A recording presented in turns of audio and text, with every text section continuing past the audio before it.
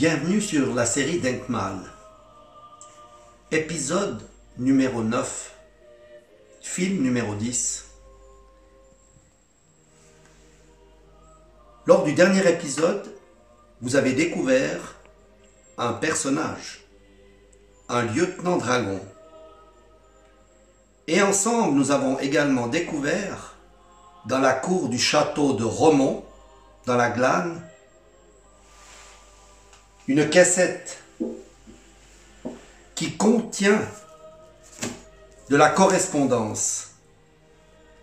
Une correspondance entre deux officiers, le colonel Beat Emmanuel de Tscharner,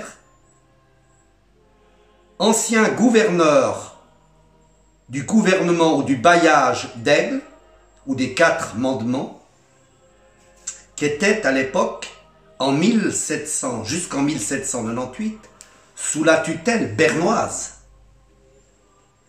Cette correspondance très intéressante entre ces deux officiers, vous le verrez, le lieutenant Dragon a accepté pour son ami une mission, se rendre dans les Ormonts, dans le haut pays, dans le pays d'en haut, pour enquêter, pour recueillir des informations, car le colonel voulait savoir comment, pourquoi ils ont été vaincus, quelles ont été les unités, quelles ont été la tactique, et également pour s'enquérir de ces sujets qui se sont battus pour Berne et qui se sont battus pour lui, et inscrire sur le papier ces moments héroïques, ces moments tragiques, pour leur rendre honneur. Suivez-moi dans ce magnifique pays des Ormonts.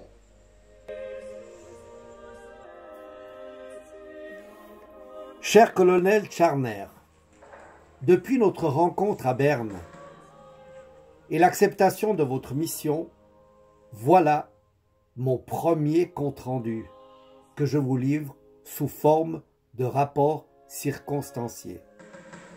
Pour ce faire, en compagnie de Hans-Jörg, votre secrétaire, et de mon fidèle Joseph, nous avons depuis mon pays de Fribourg, et en passant par la Verte Gruyère, et à votre ancien poste de commandement de Châteaudet, parcouru le haut pays des Ormonts et la plaine des Quatre Mandements. Nous nous sommes entretenus avec diverses personnalités politiques, militaires et anciens combattants. Voilà en gros, cher colonel, l'histoire, et si j'ose, mon colonel, sauf votre respect, y injecter quelques notions historiques, raison pour laquelle je vais remonter dans le temps, avec votre permission. Le 14 juillet 1789, c'est par là que peut-être tout commence. La Révolution française, la terreur, les exécutions, au nom de la liberté, de l'égalité et de la fraternité. Ah, ça ira, les aristocrates à la lanterne. Puis c'est nos vaillants gardes suisses qui meurent par centaines aux Tuileries, à Paris, ce 10 août 1792.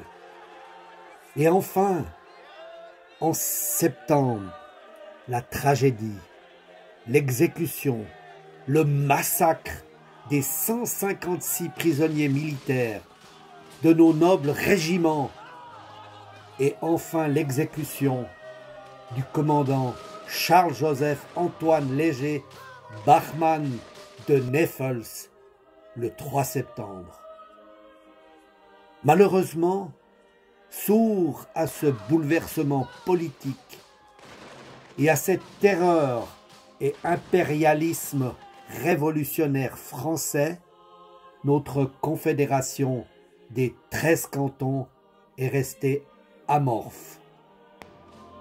Pourtant, depuis quelques années déjà, certains perturbateurs et autres influenceurs incitaient et excitaient certaines couches de la population à se révolter contre nos excellences de Berne dans les bailliages romans de Vaud, y compris certains exilés comme Frédéric César de la Harpe, résident de Rolles, qui n'a pas cessé de pousser les Français à intervenir en terre bernoise. Mais il n'est pas le seul. Le fameux Balois Ox en a fait le même. Et par conséquent, votre bailliage, mon cher colonel, votre gouvernement d'Aigle n'a pas été épargné, cher gouverneur. En bref, la situation politique, 1789, la Révolution française, 1792, le massacre des gardes suisses, puis l'occupation la même année du Jura et la mise en place d'une république roracienne. Puis en 1797, c'est l'occupation de l'évêché de Bâle. La même année, les exilés vaudois de Paris qui présentent une réclamation au directoire qui date de l'époque de la Savoie. En décembre de cette même année, Bienne est annexée et nous voilà le 24 janvier 1798 et c'est la proclamation de l'indépendance du Pays de Vaud et le début de la perte de nos libertés et de l'occupation française. Si j'ai bien suivi l'actualité et le déroulement de nos ennuis, je continue avec la fuite de Lausanne du colonel François-Rodolphe Weiss, commandant des troupes bernoises pour le secteur de Vaud et qui se rend à Yverdon. Et surtout la menace des troupes révolutionnaires françaises cantonnées en Savoie et au-delà du Jura. En fait, d'après mes renseignements, le ou les hussards français tués à Thierrens alors qu'ils accompagnaient la délégation de l'Assemblée provisoire vaudoise en compagnie de l'aide de camp du général Ménard, eh bien c'est un accident. Ils se déplaçaient de Lausanne en passant par Moudon et pour se rendre à Yverdon pour négocier avec le colonel Weiss. Et en passant à Thierrens, c'est une erreur de jugement de miliciens vaudois, où là, 1 à 2 hussards ont été tués, et cet incident a été exploité de manière sournoise pour déclencher l'attaque du général Ménard et de ses troupes le 28 janvier. Traversée du lac avec de nombreuses embarcations depuis Thonon et sauf erreur depuis Évian, ainsi qu'une colonne depuis le col de la Faucille en direction de Lausanne. Et là, l'occupation commence. Les politiques tergiversent, croient béatement à un règlement à l'amiable, mais en fait, le nouveau commandant en chef qui remplace Ménard cherche à gagner du temps. Oui, pour laisser le temps à l'autre corps d'armée du général Schauenburg de se mettre en place vers Bienne pour attaquer de l'autre côté. Au sud-ouest, le général en chef Brune, avec des demi-brigades et des objectifs clairs. Son général Rampon, Morat. Son général Pigeon, Fribourg. Chastel, Michel, le secteur d'Aigle. Le Valais avec le général Lorge. Et l'autre secteur, au nord, avec le général Schauenburg. Bienne, Soleure, puis Berne. Je n'ai pas encore tout le détail de ces malheureux et valeureux jours, mais le 2 mars a été le début de l'attaque générale, avec des combats importants à Longeau, Saint-Niklaus, Fraubrunnen et le Graholz, des défaites et une seule victoire à Neueneck, où j'ai combattu aux côtés des Bernois et sous les ordres de mon regretté colonel Stettler. Mais sans oublier également votre combat, cher colonel Tscharner, car d'une certaine manière, il y a eu victoire. Et oui, je sais que votre morale était au plus bas à Châteaudet, lorsque vous avez appris le recul de vos carabiniers et l'assassinat de votre serviteur. J'aurais, si vous le permettez, cher colonel, aimé revenir au 4 février, où j'ai glané quelques informations. La plaine du Rhône était acquise et occupée par les révolutionnaires et les partisans d'un pays de veau, même si de nombreux citoyens étaient encore de notre côté, mais de peur de répression et d'emprisonnement, ils n'osaient le montrer ouvertement. Par contre, et cela est certain, la majorité du haut pays était fidèle. Ils avaient des avantages et ne voulaient les perdre, et un profond respect pour leur excellence de Berne les habitait. Même si des drames familiaux déchiraient certaines familles entre les générations, voire des tragédies, c'est à l'Aisin que des éléments révolutionnaires ont commencé à mener le bal. Après leur expulsion, les Français ont débarqué, puis ont été chassés, car les habitants de l'Aisin ont fait une pétition et vous ont demandé du secours.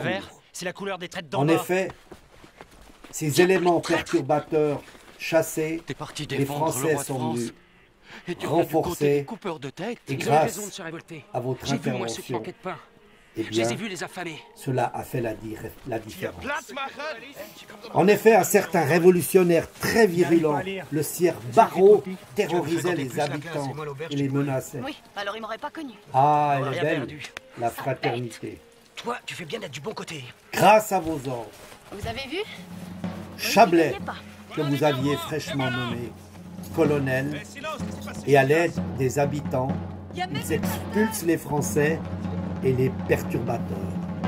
L'Aisin est de nouveau libre vers le 18 février, cher colonel. Je voulais savoir, et j'ai besoin de connaître un élément pour mon recueil. Et au 1er mars, quel est votre effectif? Eh bien, cher lieutenant, mon effectif était de 1429 hommes. Je devais occuper 27 postes frontières dans un secteur très difficile, montagneux, très enneigé. Pour remplir la mission de garde, par exemple, et d'observation, chaque homme va devoir être de service chaque 3 jours.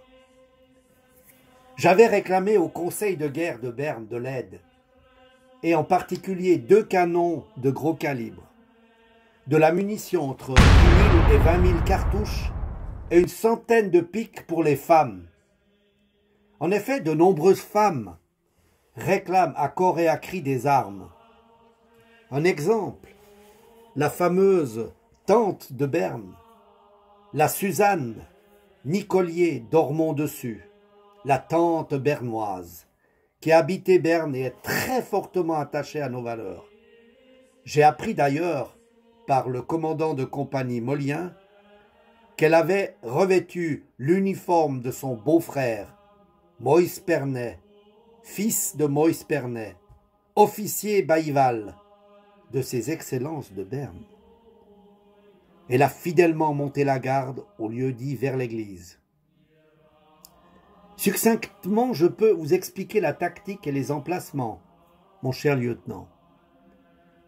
Une avant-garde à Végès, une avant-garde à Lézin avec des avant-postes.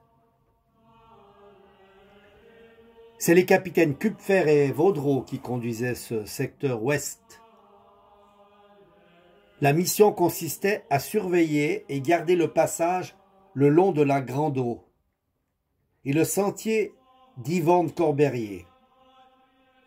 De l'autre côté, à l'est de la Grande Eau, une avant-garde se trouvait à Exergio et au cours d'eau le Dard. Un avant-poste à l'Égrange sous les ordres de Frédéric Monod et 3 unités à la Forclaz. Thil, Tavernier, Aviola, renforcés par des carabiniers de Grafenried et les chasseurs de Pictet. Au Cepet, une compagnie avec le colonel Chablais. Également un avant-poste au pont de Thil. Il y avait environ 24 personnes, 24 fantassins au pont de Thil. Une compagnie à Ormont-Dessus et au plan des îles, avec les commandants de compagnie Molien et Cullen, ainsi que des avant-postes dans le secteur de la Croix d'Arpille. Et bien entendu, une compagnie de dépôt, des canonniers, avec 6 canons, et 5 à 6 dragons qui faisaient office de courrier, élément indispensable vu la grandeur de mon dispositif. J'avais réclamé à Berne, au commandement, un bataillon supplémentaire et, comme je l'ai déjà écrit, de l'artillerie lourde, mais sans succès. Voilà, chers lieutenants et amis, j'espère vous avoir répondu. Cher colonel Charner, merci pour ces précisions. Je suis en mesure de vous commenter la suite. Le général Michel Chastel, qui commandait les troupes, disposait d'un bataillon de la 2e demi-brigade d'infanterie légère, soit environ 400 à 500 hommes. Suite au ralliement des Vaudois, une demi-brigade a été formée sous les ordres de Louis Clavel de Branle. Cette demi-brigade était composée de 4 bataillons. Le premier avec Gabriel Forneret de Lausanne, devenu un héros, je vous l'expliquerai. Le 3e bataillon, Louis Blanchenet de Morges. Le 4e bataillon, François Gabriel de Cello de Vevey. Le 2e bataillon, je n'ai pas d'informations. J'étais assez surpris d'apprendre que le directeur François Wilde des mines de sel de baie avait réussi à haranguer et à mobiliser, paraît-il, avec quelques petites menaces, parmi ces mineurs, 200 ouvriers et avait ainsi formé 2 compagnies. Puis selon certaines sources concordantes que j'ai recueillies, sur un certain chargé d'affaires français, le sieur Michel-Ange Bernard Mangoury, ce type très actif a propagé la haine des prêtres et de notre aristocratie. Il était très actif dans le Bas-Valais et a même réussi à monter le bas contre le pouvoir du haut. Cet espion, ce comploteur, cet ambassadeur français a mobilisé de force 400 Bas-Valaisans. Par conséquent, c'est environ un effectif de 3500 hommes qui ont été mobilisés contre Berne. Votre présence menaçante dans le Haut-Pays et le refus des habitants de ces magnifiques vallées, des Ormonts, à se rallier à la révolution du Bas. Je sais également de sources sûres que des tentatives de ralliement ont été opérées par des habitants du bas, quelques-unes avec succès, mais la grande majorité de vos sujets, Isaïe a le bras levé. de votre bailliage, du haut restèrent Visez bien. fidèles. Mon cher colonel, dans un prochain compte-rendu, je vous expliquerai la tactique et le déroulement des combats tels que j'ai pu les recueillir auprès des protagonistes. Je dois néanmoins être prudent, mais le fait que je sois fribourgeois et mets en avant mon activité d'historien passe très bien.